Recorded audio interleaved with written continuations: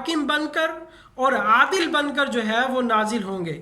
اب یہاں ایک بڑا عجیب نکتہ علماء نے لکھا ہے، وہ فرماتے ہیں کہ حکم کہتے ہیں ثالث کو۔ ثالث کسے کہتے ہیں؟ جو دو فریقوں کے درمیان جو ہے وہ صلح کروائے یا دو فریقوں کے درمیان جو ہے فیصلہ کرے۔ اور ثالث وہ ہوتا ہے جس کو دونوں فریق مان رہے ہوں۔ اگر ایک فریق انکار کر دے تو وہ تو ثالث نہیں ہے۔ ثالث اسی صورت میں ہوگا کہ جب دونوں فریقوں کا ایک بندے پر اتفاق ہو جائے کہ اس بندے کو ہم مانتے ہیں، اس کو ثالث بنا لیا جائے۔ تو آپ صلی اللہ تعالیٰ علیہ وسلم نے فرمایا حکمن،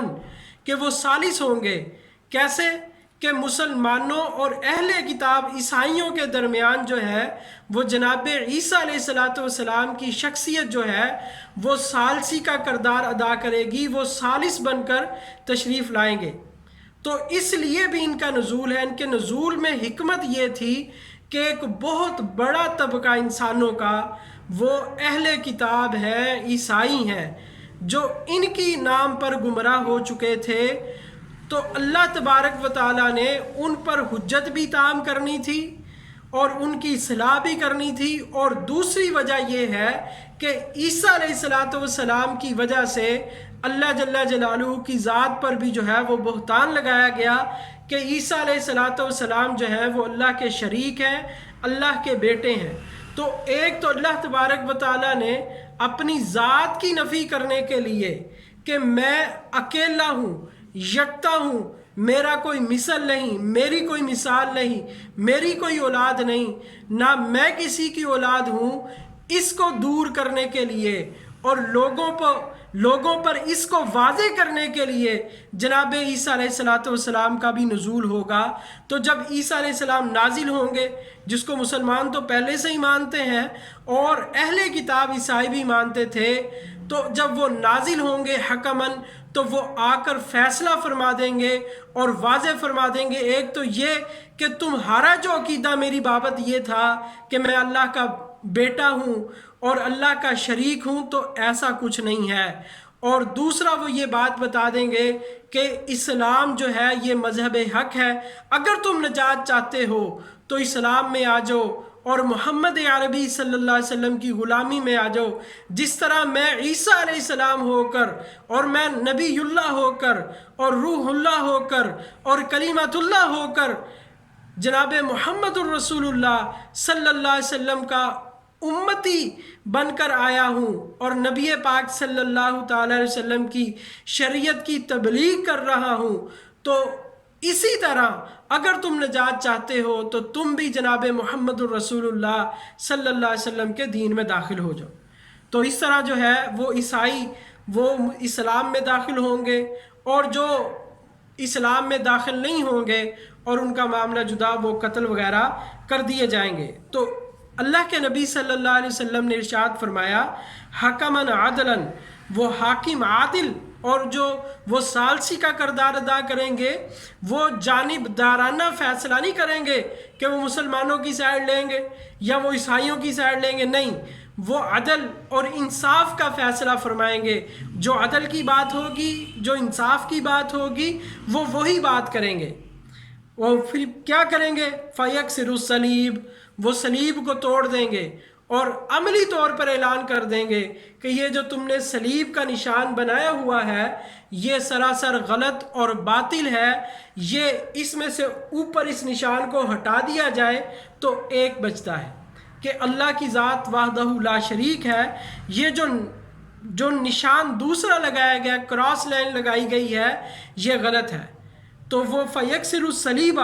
صلیب کو توڑ دیں گے، یقتل الخنزیر، اور خنزیر کو قتل کر دیں گے، وَيَضَعُ الْحَرْبَ، اور حرب کو اٹھا لیا جائے گا، جنگ ختم ہو جائے گی جناب مسیح علیہ السلام، کیونکہ سب کافروں کو مار دیا جائے گا اور سب کافر مر جائیں گے، تو اس وقت جو ہے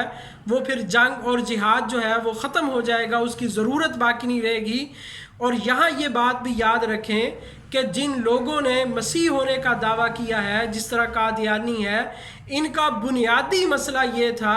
کہ یہ انگریز جو تھے یہود و نصارہ یہ چاہتے ہیں کہ مسلمانوں کے اندر جذبہ جہاد ختم ہو جائے، اور مسلمانوں کو یہ بات پتہ ہے کہ جب مسیح علیہ الصلوۃ والسلام آئیں گے تو اس وقت جہاد ختم ہو جائے گا۔ تو انہوں نے یہ چال چلی کہ ہم ایک ایسا آدمی کھڑا کریں جو مسیح ہونے کا دعویٰ کرے اور پھر وہ دعویٰ کرے کہ جہاد ختم ہے۔ تو اس وجہ سے یہ انگریزوں کی چال تھی کہ وہ انہوں نے اس کو کھڑا کیا کہ وہ آ کے یہ دعویٰ کرے اور مسلمانوں کے دلوں سے یہ جذبہ ختم کر دیا جائے۔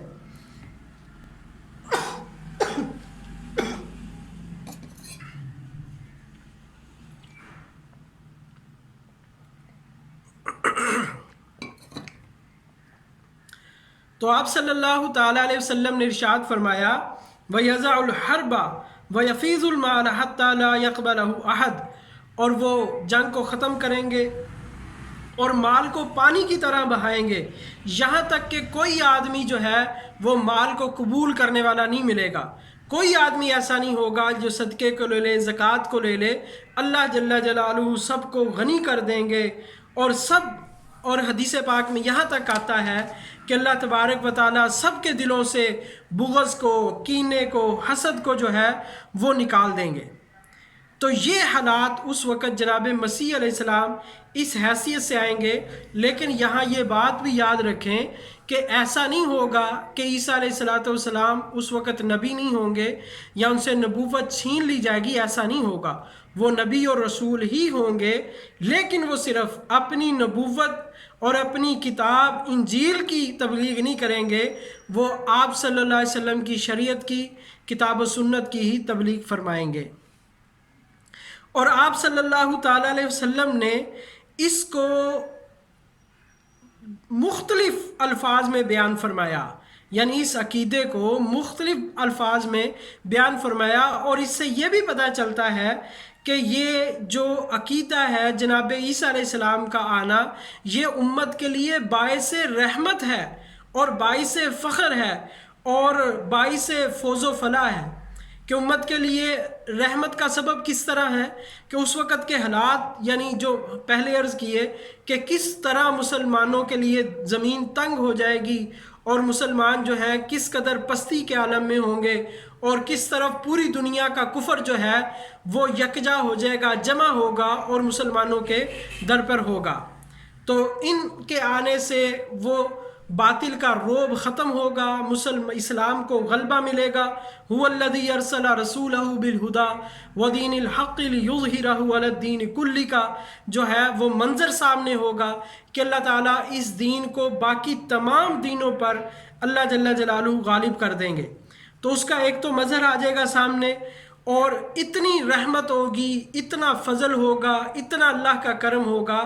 کہ روایات میں آتا ہے، وہ آگے میں انشاءاللہ حدیث پڑھوں گا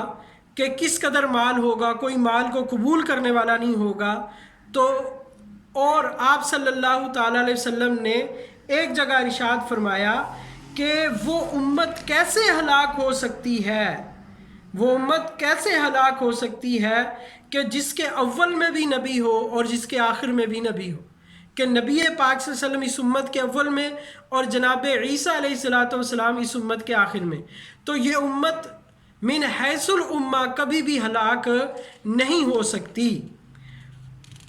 اور دوسری ایک اور حدیث جس میں واضح طور پر اس بات کا ثبوت ملتا ہے کہ آپ صلی اللہ تعالیٰ علیہ وسلم نے ارشاد فرمایا، ابو یعلیٰ میں یہ روایت موجود ہے